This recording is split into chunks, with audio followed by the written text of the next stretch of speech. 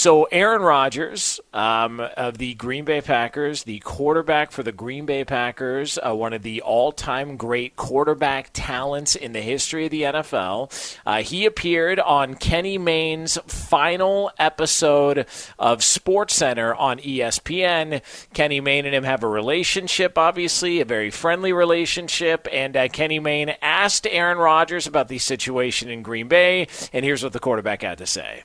It never been about the draft picking Jordan. I love Jordan. He's a great kid. He a lot of fun to work together. I love the coaching staff, love my teammates. I love the fan base in Green Bay. It's incredible 16 years. It's just kind of about a philosophy, and maybe forgetting that it is about the people that make the thing go. It's about character. It's about culture. It's about doing things the right way.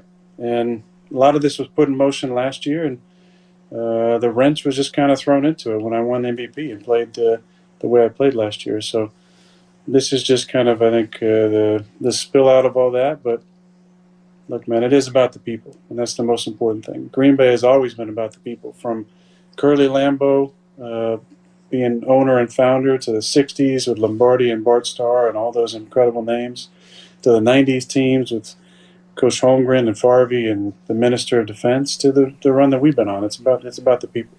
Yeah. What the hell's happening here? What's really happening here? When you listen to what he said, right, when he's talking about character, it's about culture, it's about the people. That's true. But I still listen to when he goes, but then I threw a wrench into it. Yeah. And wrench into what? Well, their plan obviously was drafting Jordan Love, trading up to take him, probably higher than they needed to, and then eventually segueing to Jordan Love. But now he's saying I threw a wrench into it.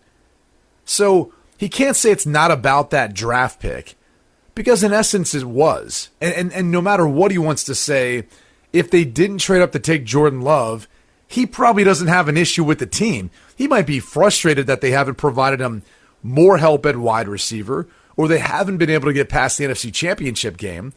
But the truth of the matter is, we aren't having this conversation if they didn't draft Jordan Love. And so two things can be true. You can love Jordan Love, who he is as a person, helping as a player, all that stuff.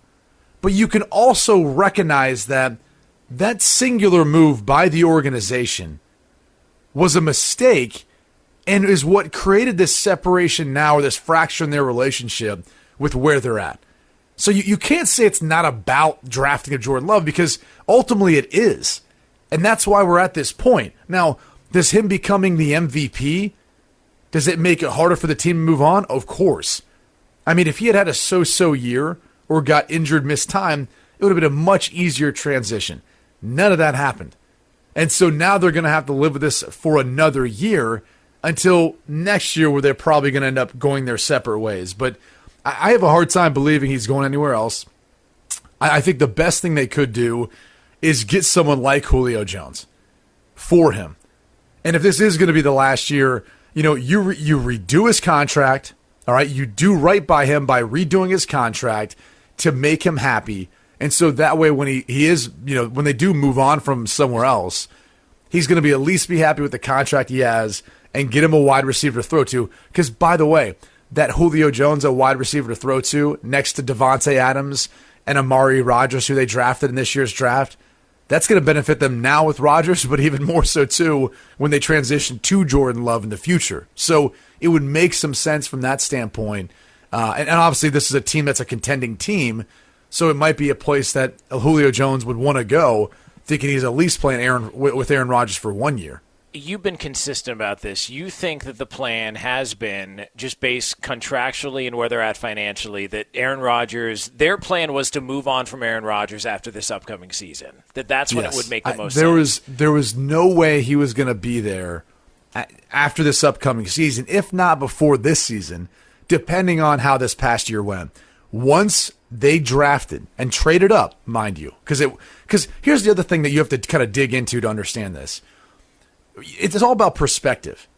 And so when you're sitting there and you fall to a team like Aaron Rodgers did back when they had Brett Favre, it's a bit more understandable, right?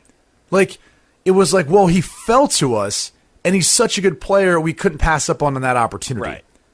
This is different, right? Because now Aaron's going through it similar to what Brett went through, but the difference in this case is the team was proactive about it. They traded up to take a guy that, in some people's opinion, wasn't going to be drafted in the first round.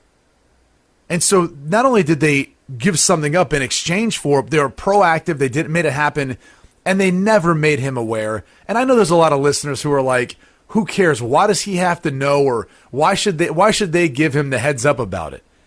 Well, I don't know. Every single other organization seems to do it. The Bears did it with Andy Dalton when they took Justin Fields. But then we're talking about Andy Dalton. You can't even put Aaron Rodgers in the same on the same category as Andy Dalton, Brady Quinn. How dare you? I'm just saying for every single quarterback that we've seen, they're all like, oh yeah, no, they're on the same page. They kind of talked to him about it. So I think that the way they went about handling the drafting of Jordan Love is why we're where we are. That's the character, culture, the people. Yeah, the organization's built on the great players and the people, but the character and culture of it and how they went about handling that's why we're at where we're at. So, again, I think he's going to be on the roster. I think at a minimum they try to redo his contract, and, at some point this summer they'll try to redo it, and then maybe they make another addition to the roster. But the contract to me is more likely than them landing Julio Jones. Like, I think the Packers are potentially in play. We can talk about this later on. But the Patriots make the most sense there for Julio, at least in my opinion, even though they're not as much of a contender anymore compared to what they used to be. But that's a big-time need for the Patriots. So, and you mentioned letting the quarterback know if you're going to draft another quarterback. Even the Eagles let Carson Wentz know they were going to be taking Jalen Hurts in the second round, and Carson Wentz proceeded to go out and grow a zit the size of a volleyball on the back of his neck. So, I mean, there's certain ways that you can handle this, Brady Quinn, and I just think Carson Wentz didn't maybe handle it the best way possible. I thought they called it Mount Kilimanjaro. I thought that's actually what they called it. Yeah, whatever it was.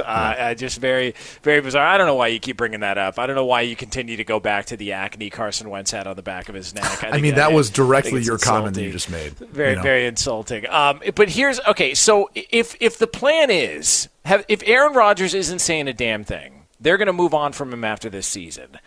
So why would the Packers, if they've already got a plan in place, if they haven't tried to restructure the deal, or if they did but now it's too late to do so?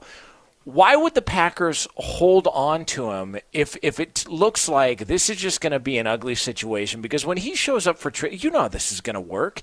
He's going to show up for training camp or whenever he decides to come out, and people are trying to say, oh, well, he didn't show up to OTAs. Who cares? But when he shows up officially to the team, every single question is going to be about what's going on with Aaron Rodgers. Right. Where do you stand with the right. At some point, they got to figure out a way to either resolve this or just move on because maybe the damage is done. At some point soon. No, I mean the damage is done. I don't think you can resolve it in the amount of time and in the way you'd like to, because who's going to trade the MVP, the reigning MVP of the league? I mean, how bad is that going to look? Yeah. And what happens if the best offer you get in a trade is a team in the same conference? Do you really want the potential, or in the division for that matter, do you really want the potential of having to face him again, especially in the playoffs, if you feel like the Packers could potentially be a playoff team with Jordan Love, which, by the way, they're not?